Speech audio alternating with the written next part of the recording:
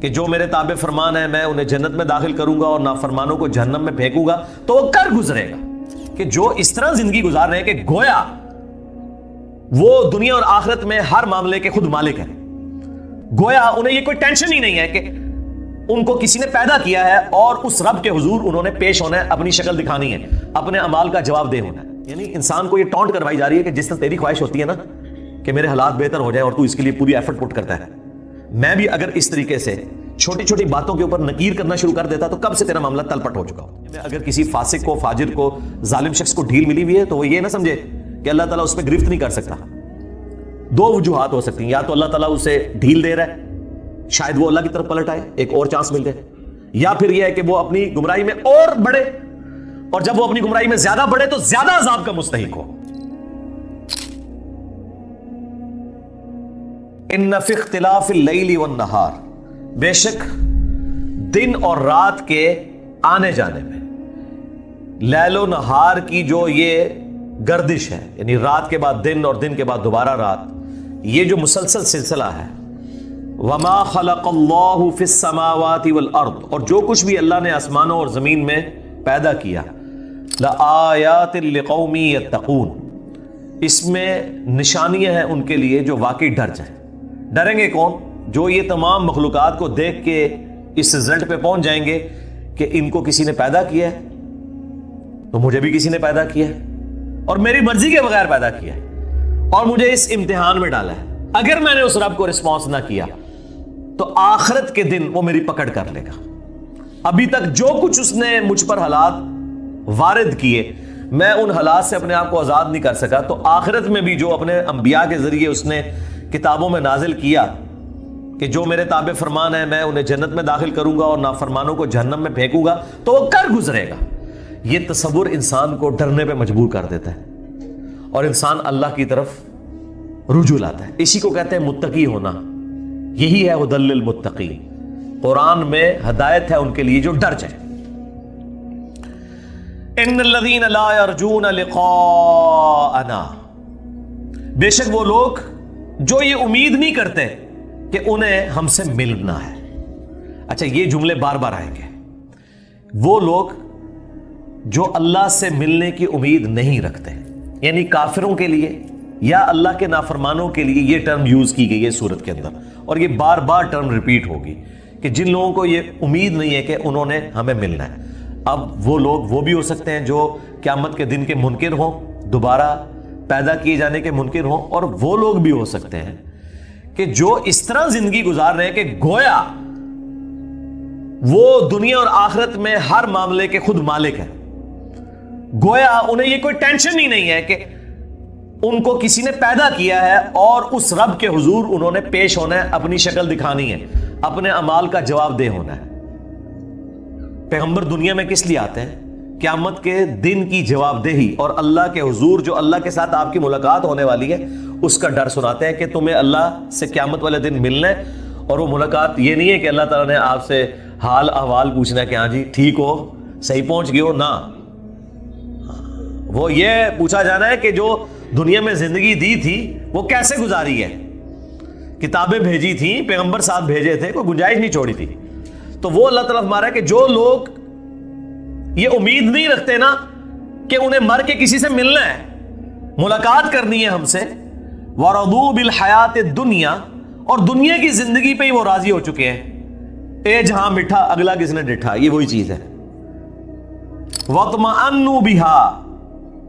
اور وہ اسی کے اوپر اطمینان کر کے بیٹھ گئے، وَالَّذِينَ هُمْ عَنْ آيَاتِنَا غَافِلُونَ، اور وہ لوگ جو ہماری آیات سے غفلت برتتے ہیں، کیجول لیتے ہیں، ان دھمکیوں کو سیریس نہیں لیتے، اولئک مأواہم النار، یہی وہ لوگ ہیں جن کا ٹھکانہ ہوگا جہنم، بما کانوا یکسبون، بسبب ان کے ان اعمال کے جو دنیا میں وہ کیا کرتے تھے۔ دیکھ لیں، سیدھی سیدھی باتیں ہو رہی ہیں، مکی صورتوں کا اسلوب آپ دیکھ لیں، بالکل دو ٹوک بات ہے۔ یعنی یہ سورہ یونس میں ابھی تک ہم نے یہ صرف 8 آیات کور کی ہیں، اور اس کے اندر آپ کو پورے دین کا مقدمہ کلیئر ہو چکا ہے کہ اس دنیا میں بھیجنے کا مقصد کیا ہے، اور اللہ تعالیٰ کوئی لگی لپٹی بات نہیں کر رہا، کلیئر کٹ کہ دنیا کی زندگی کو جنہوں نے سب کچھ سمجھ لیا ہے اور انہیں کوئی امید نہیں کہ انہیں اپنے رب کو منہ بھی دکھانا ہے اور ملاقات ہونی ہے، اور نبیوں کی جو پیروی ہے انہوں نے اس سے روگردانی کی ہوئی ہے، تو ٹھیک ہے ہم انہیں پوچھ لیں گے۔ اب سائملٹینیس کنٹراسٹ، ان الذین آمنوا، بے شک وہ لوگ جو ایمان لے کر آئے، وعملوا الصالحات، اور انہوں نے نیک اعمال کیے، صرف ایمان لانا کافی نہیں ہے، اعمال بھی نیک ہوں، یہدیہم ربہم بایمانہم، تو اللہ تعالیٰ ان کے ایمان کے سبب ان کی رہنمائی کر دے گا ان کا رب، تجری من تحتہم الانہار، ایسی جنتوں اور باغات کی طرف جن کے نیچے نہریں بہتی ہوں گی، فی جنات النعیم، نعمت کے باغوں کے اندر، ایسی جگہ جہاں پر نہریں بہتی ہوں گی اس کی طرف اللہ تعالیٰ رہنمائی کر دے گا، یعنی ان کا الٹیمیٹ جو انعام ہے وہ اللہ کی جنت ہے۔ اللہم اجعلنا منہم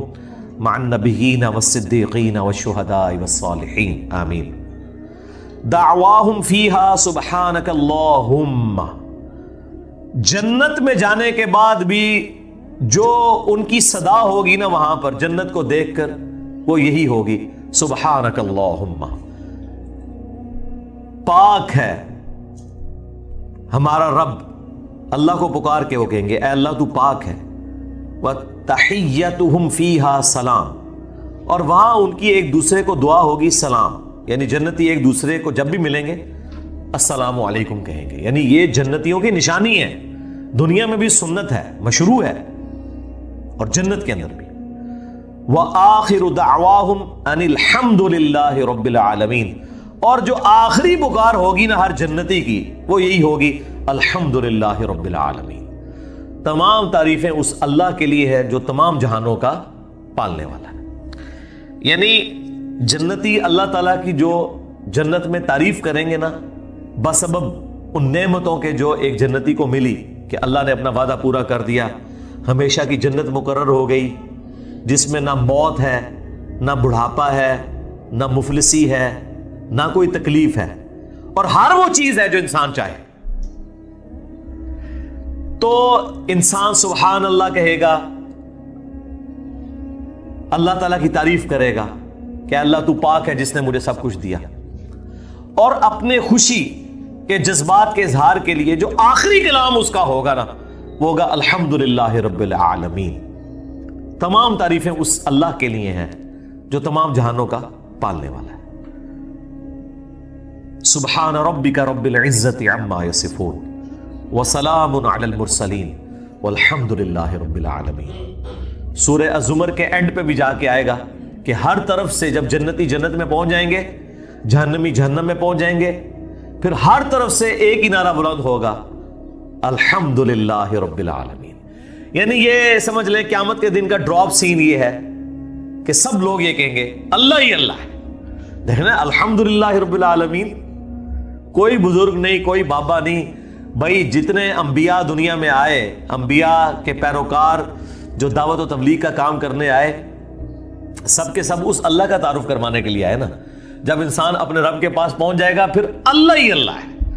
انسان کی زبان سے یہی نکلے گا کہ تمام تعریفیں اللہ کے لیے جس نے ہماری رہنمائی کر دی ہے اس جنت تک۔ اللہم اجعلنا منہم، اللہم انا نسألک جنت الفردوس مع النبیین والصدیقین والشہداء والصالحین، آمین۔ اب جی کچھ انسانی رویے ان کو اللہ تعالیٰ ایڈریس کرتے ہوئے توحید کی طرف بلا رہا ہے۔ وَلَوْ يُعَجِّلُ اللَّهُ لِلنَّاسِ الشَّرَّ، اور اگر اللہ تعالیٰ جلد بازی کرتا لوگوں کو تکلیف پہنچانے کے اعتبار سے، لِلنَّاسِ الشَّرَّ اسْتِعْجَالَهُمْ بِالْخَيْرِ، جس طرح انسان